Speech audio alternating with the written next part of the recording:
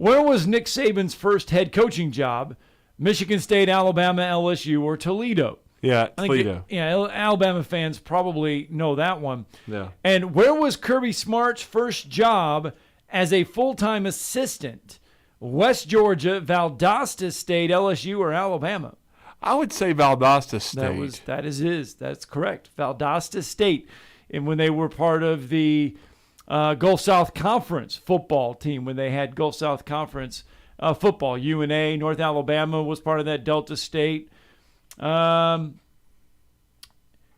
then you have, I'm kind of going on the ones that are kind of irrelevant for us here. Where was Jimbo Fisher's first job as a full-time assistant coach? Samford, LSU, Cincinnati, or Auburn? I would say Samford. That was right. It is Samford. Against Little Shorty. Yep. That is where Terry Bowden. That is where I perfect chance for you to work that one in there. I mean, you can expel on your Dirt Neck reference there. Well, I mean, you know, I have some. I used to watch the Terry Bowden show back in those days when he was at Samford. So, I'll give Coach Bowden a little bit of respect there, and I'll avoid criticizing Dirt Neck too much.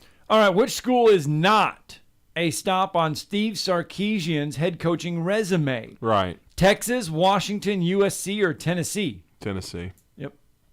So they put some of these in here. I mean, it was pretty interesting. And then you have which coaches in the USA Today Coaches Top 25 are tied for the longest tenure as head coaches at their current schools?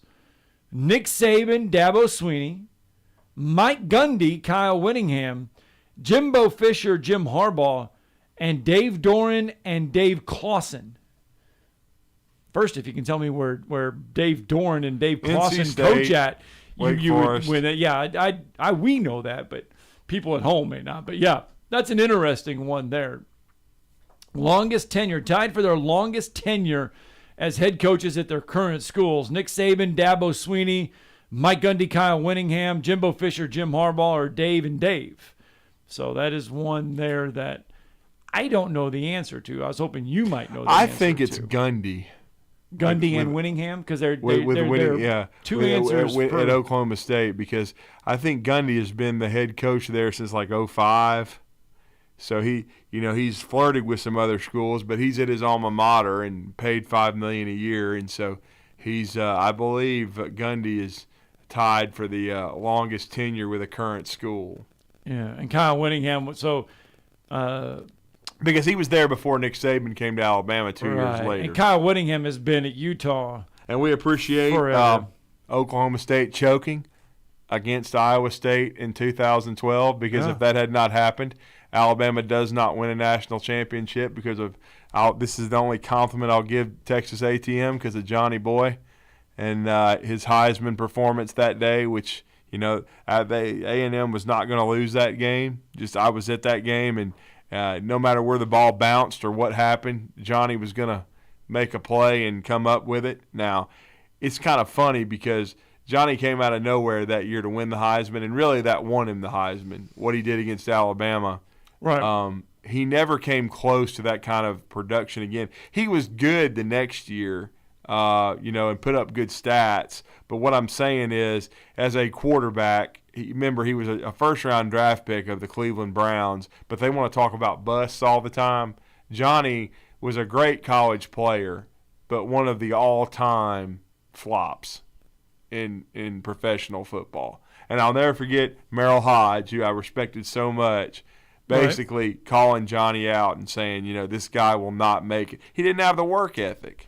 He basically just relied on athleticism, and then, the rest of the time was too busy partying and not taking care of business off the field. And so Now I will say this, and I don't know Well, I mean, he would have if he'd have come along this day and time. There's no telling how much Johnny Boy would have made in NIL. I think he was making a lot anyway. I was just going to say he was making he was signing autographs, getting paid quite a bit. They never really reported all that. Yes, but, he was trying. I mean, he made no bones in his dad, and made no bones about it that they he were was driving a Mercedes back stuff. then. Yeah. Of course, I think he made his parents buy him that, but still, because they were giving Johnny Boy whatever he wanted.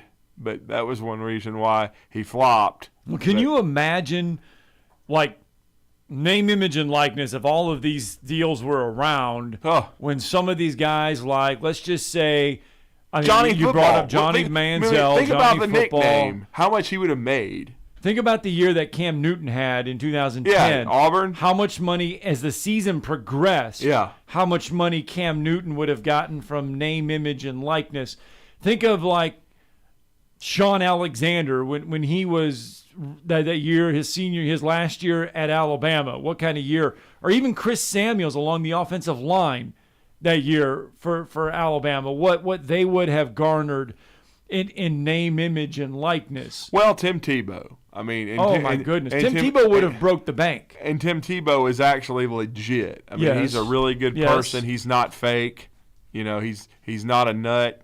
So, like Johnny was, a partier. I mean, and with his impeccable character and Christian beliefs and just and his athletic ability, his magnetism as a speaker. Yeah. Good Lord, there's no telling. I mean, Tim Tebow, he could have just made a killing just getting paid as a speaker. I mean, as a college athlete. I mean, there's no question in my mind. I mean, he is a guy that just had the it factor. Yeah, because his locker room speech that he gave after that loss is still immortalized. Yeah, they still got that Gainesville. immortalized. They've got a statue of him. Everything. Yeah. I mean, come on, man, and it was absolutely legit. It was heartfelt. It was after they choked against Ole Miss and lost to the Rebels, and so I think that was Houston Nuts. I think greatest moment in time there, but because they won in the swamp. But again. But he kind of made a guarantee, and the Gators went on and had an outstanding year, won a national championship, and it lives on in infamy. I mean, again, and Tim Tebow wasn't a great pro either. Neither was Johnny. But I'll just say this for Tebow. It wasn't because of the effort. Yeah, it wasn't because of the effort and the work ethic. Right. He just didn't translate to the – I do think if early in his career he tried to do it too late, because he actually made one heck of a run in baseball, getting almost to the major leagues when he only played in high school. Right. So, but if he had just within a year or two in the NFL decided to give up quarterback and try to be like an H-back, I think he could have done it. But he waited so long, basically his time as an athlete was over. And Herb brought him into Jacksonville just to give him an opportunity. But again, he stuck to his guns. He wanted to be a quarterback. He just wasn't a quarterback in the NFL. But he's one of the greatest high school and college athletes and / quarterbacks that we ever saw. I mean, what a great competitor, one of the great leaders of men that you're ever going to see. You did bring up Houston Nutt and Ole Miss, and if we fast forward talking about underachieving. So that's where I want to go now. Lane Kiffin and Ole Miss, they're one of these teams where I don't know what to think about Ole Miss because of all the transfers. Nobody does. Could Ole Miss be one of those teams that just purely underachieves? I don't know what would be. See, their expectations aren't all that great either. I don't know where to put their expectations, though, to slot them as an underachiever or an overachiever. If they win 8 ball games this year, if Ole Miss I think wins that's solid. Is that overachieving? No, I just think it's right about where it should be. Okay? Now, if they ended up with a losing record and finished bottom of the West, that'd be underachieving. But I don't think they'll be that bad. And, I'm crossing fingers and toes and everything else that they're going to beat Texas A&M again. I want to watch press conferences where Motormouth has to sit there and answer the fact that, hey, why is so-and-so so pissed off over there and sold up because he's not playing? How much did you pay him? And why isn't he playing? And see how many lies he tells about that. Should we put an early – because, Vegas does this all the time. Vegas puts early odds. They put over-under numbers on everything. Should we put an over-under number on how many Texas A&M guys enter the transfer portal throughout the year? Or I'd say at least 7 by the end of the year. We can even go further with this. That don't play, that are freshmen that enter the transfer portal. I'd rather take another bet, like if you could actually hook up a lie detector, how many lies a press conference that he would tell. Because he already lied to me 2 or 3 times in Atlanta because he's so full of it. I mean, he puts the T in turd. That's a new one. Yeah. Oh. We just got to get a lie detector test there somehow, some way. Yeah. I don't know how we're ever going to pull that off. Yeah, and then we got to get permission from the Price is Right to use their sounds.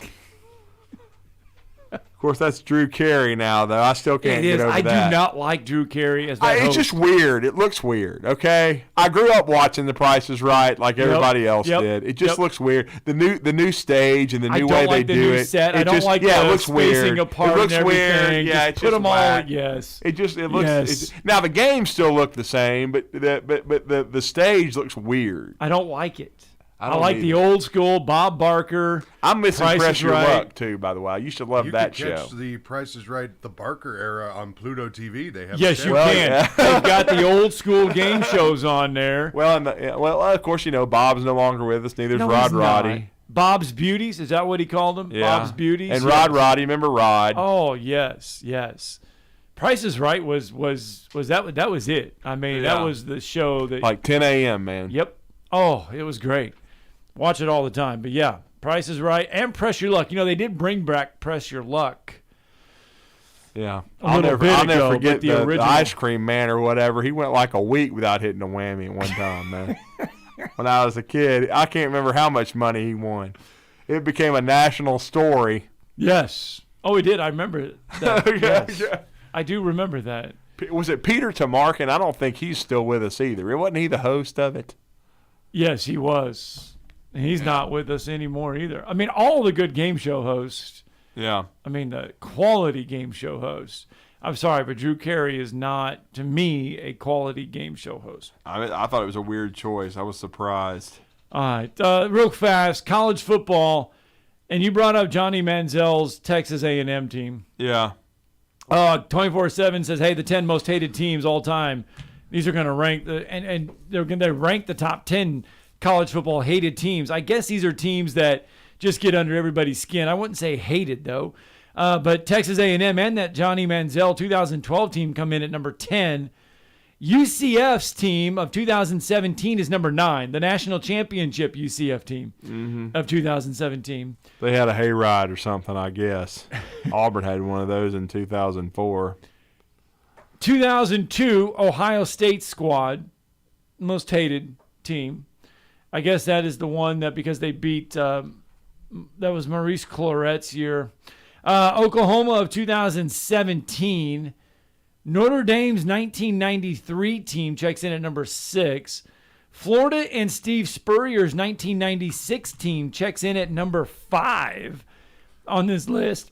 Auburn's 2010 team checks in at number 4. Florida State's 2014 team checks in at number 3. USC's 2005 at number 2. And the number 1 most hated team is Miami's 1986 squad. I don't know why they put that in there. Well, they put them in that order. That was one of Jimmy's teams that finished, second. They choked against Penn State, Shane Conlon and those guys. Let's get a break in because we got to bring in our next guest, Talkin, Arkansas. Sam Pittman, there you go. The Arkansas Razorbacks. Overachievement. They've overachieved so far. We'll see if they can keep it up. He's had one of the most remarkable turnarounds in history. Trey Biddy next. You're listening to Talkin' Ball on 97.7 ESPN, The Zone. Got a new wreck in Decatur at 5th and Austinville. That one may have an injury. Parkway northbound right in front of Parkway Place, no injury reported there. 565 eastbound just before the Parkway southbound exit, that's also going to turn out to be a no injury. 4 Mile Post in Carl T. did report as an injury time. From routine care to heart failure, Dr. Randall Burns and the team at Huntsville Heart Specialist on Bob Wallace Avenue have the expertise to care for all matters of the heart. Captain Nick in the North Parkway, Popeyes Skywatch Traffic Center. Ann Adams with Berkshire Hathaway Rise Real Estate is the one name to know if you're buying or selling real estate. With years of local experience, Ann Adams offers buyers in-depth knowledge of the local housing market and will narrow available properties down to those you'll be interested in so you can save time when shopping for your new home. If you're ready to sell, Ann offers a seamless process using accurate pricing and expert negotiation